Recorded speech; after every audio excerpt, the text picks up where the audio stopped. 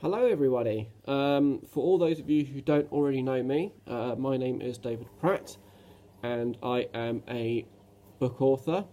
It's not, unfortunately, it's not the job that I do full time. But I'm here to talk about my I'm here to talk about my first book, Bladefoot, which for all those of you who don't know, I originally published in a Kindle format in 2015. And then I re-released a paperback remastered version, such as the one I'm holding here in my hand, in 2017. So, what I really want to talk about is, well, I'm not here to give I'm not here to give a biased review of my own work. What I'm really here to discuss is that after the book, what I'm going to do is seeing as the book came out in 2015. And it was actually my my debut novel after many years of trying to get published. Eventually, I was able to publish my work through a self publishing company called Publish Nation. What I'm really going to try and ascertain from this video is whether or not my writing is going to really excel to greatness, or whether or whether I'm going to become extinct as an author. No, that was a pretty bad pun, wasn't it? Anyway, so let's talk a bit about what the book is about first. So basically, the book tells the story of Bladefoot, which is a Troodon dinosaur. I'm just going to hold it up to ignore the flash and of course the type on the back of my prototype paperback copy. So basically, what the book does is you can pause the video and look at this. By the way, talks about is the tale of Bladefoot, who is a Troodon dinosaur, who is closely related to the more famous Velociraptor.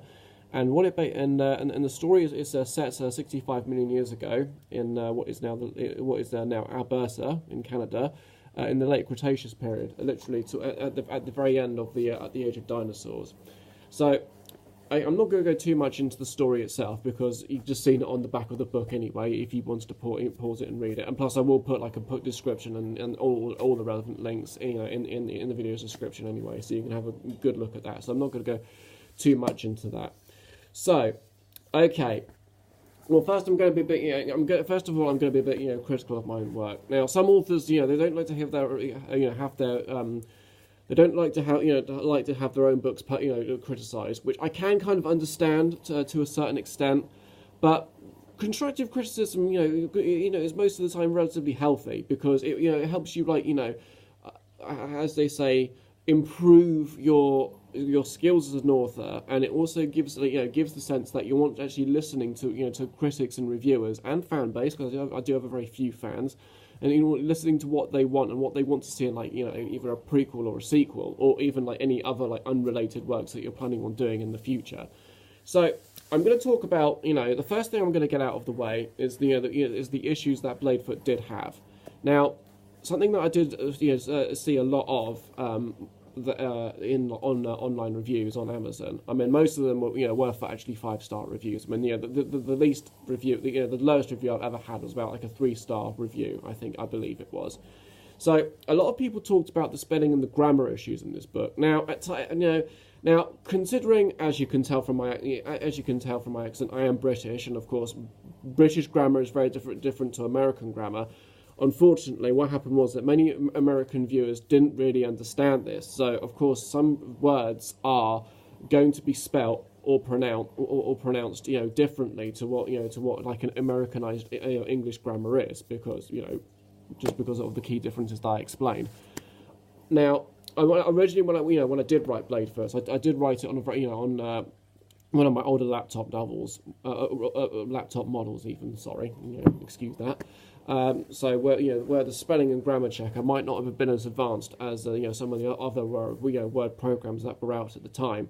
So so if there were some spelling and grammar, if the spelling and grammar is a little bit quirky at times, if it's not great at times, if I did make the odd mistake, I did make the odd mistake. There's no two ways about it, but. The structuring and sentencing of the book, it's not as bad as some trolling reviews did make it out to be. I have to say, it wasn't really as rubbish as that. So I understand that there were some, there might have been some issues with that, like the Kindle version, but these were these were issues that were swiftly ironed out in a paperback remake version, and this is the reason why I brought it back. Actually re-released the book in paperback, so as I could put my manuscripts through a more advanced spelling and grammar checker in order to iron out all these inconsistencies. So I mean, if you actually read the Kindle book, you might, and you're really, that fussed about it, try and get yourself a paperback copy anyway, because, if you did enjoy quite a lot of the stuff from the Kindle version, you might pick up a paperback copy and think, oh, hang on a minute, this is better, because, the author's improved on all the punctuation, issues that existed in the Kindle version. And plus, what you've got to remember, guys, it was my first publication, so my advice would be to any prospective authors out there is that the first book that you do get to publication stage isn't necessarily going to be your best one. It's not necessarily going to be your best one. So if I did make a few, errors, I am sorry about that. But unfortunately, it was due to the spelling and grammar check on my old laptop at the time that I had, and plus I was probably ill advised by some editors as well, as they basically might have said to me, they could have said to me, I'll just do this, this, and this, and of course failed to do so. So that could probably be the issue too. Okay, so enough of the negativity out of the way. So what did the book really? So what would I say are the good points about this book? What would I say are the good points about it? Well, what I wanted to do originally, when I first sat down and came up with the ideas for Bladefoot, is I wanted to create a story that was like a very solid type of story, but it was also had a very educational element about it. Like, for example, I wanted to make it a part science factuals, part science fiction at the same time. So I was actually inspired to write Bladefoot from the 2005 remake of Peter Jackson's King Kong that came out about 13 years ago or so. Of course, instead of giant gorillas and Skull Island and humans and all this type of thing, we have dinosaurs instead. So from judging from a lot of reviews that did actually come from Amazon.co.uk, I really achieved what I set out to achieve. I mean, if you actually pick up this book and read it, you will actually, I guarantee you will get the feeling that you are walking through the jungle, or all the fern prairies, or even all the swamps of late Cretaceous North America. You will, and plus you will learn a lot about as well as getting a fantastic 5-star rated story.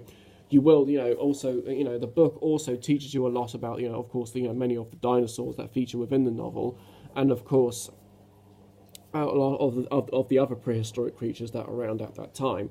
So another key point that I'm going to say though is that some of the reviewers did mention that there were many concepts in Bladefoot that were very much underused, but these were kind of like issues that what I did with that was I kind of resolved those particular issues with my prequel Bladefoot Evolved, which I will discuss fully in a future video.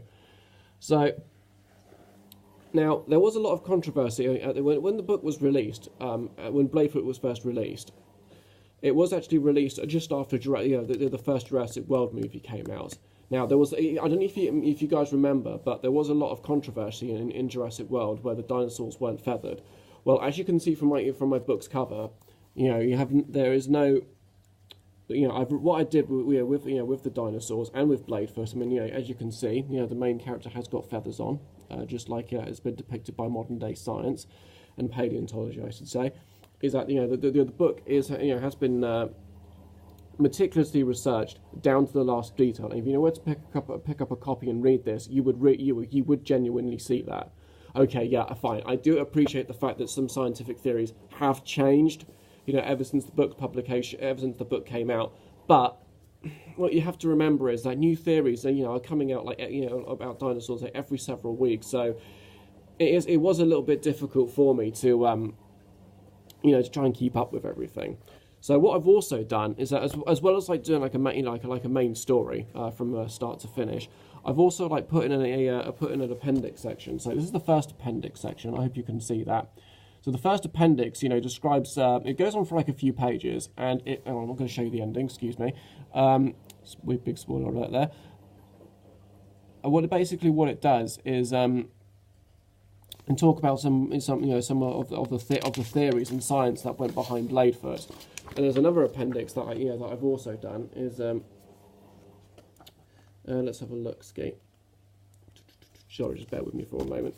It's also a creatures gallery, and this also gives some more extra details about the dinosaurs and many of the other prehistoric creatures that, of course, appear in the novel. So it's not just like So I mean, and the book itself is only about. Hang on a sec. The main story itself is. Oh, excuse me, more. It's only about 106, book pages long. So it's not very long. It's not a very long book. I mean, it has a very, people, a lot of reviewers did say that it had a very fast pace to it. It had a very fast pace to it. So it's not going to be like a very long, overly drawn out type of story. It has a very fast action, and there is like a very clear storyline. So the reader knows, can just knows the start to the finish points, as they say. So I mean, as a first publication, I would say that I've achieved quite a lot with this, because to have produced something. Now, bearing in mind that I've never actually published anything before in my life, and to have produced something that's more accurate than a Hollywood movie that was very big at the time, and received a lot of 5-star, five-star reviews upon release, I personally think I've achieved quite a lot with this book. I mean, okay, I know there were some issues with it. There were some issues with the spelling and grammar, but it's mainly due to reasons that I've already highlighted before. So. I would have to say, now the book itself, if you are interested in buying a copy, I'm just going to hold it up again, just so you know what the book looks like, and I'm just going to show you what the book is about again, in case you missed it before, so please feel free to pause this video if you like. So you can get yourself a copy across Amazon. I will put the amazon.co.uk link in, because that's where all the 5-star reviews are, and I'll also put like all the other main links as well. So there's also Lulu, there's also Barnes & Noble, and there's also Goodreads as well. So the book is available in both Kindle and paperback format. So anyway, that's my own personal take on my first publication, which has sold around 80 copies worldwide, mainly in like the UK and of course the US. So if you want to join me in my next video, I'm going to be discussing my author's perspective on. My second publication, which is The Black Mamba, which is not about dinosaurs this time. And in a future video, I will be discussing Bladefoot's prequel, Bladefoot Evolved. So, in happy reading, boys and girls. I hope you do pick up a copy of Bladefoot. And yeah, I shall see you all next time.